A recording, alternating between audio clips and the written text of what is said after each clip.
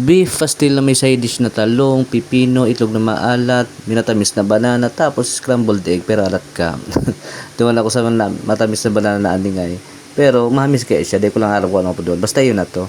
Siyempre, dyan lang yung sa Mi Pastil, sa Naga Sentro, arani lang sa Imol, ato ba kang rib shack. Tasty nga na ba nito tayo neng keno, paldo pa ang maluto, sira malasahon pati.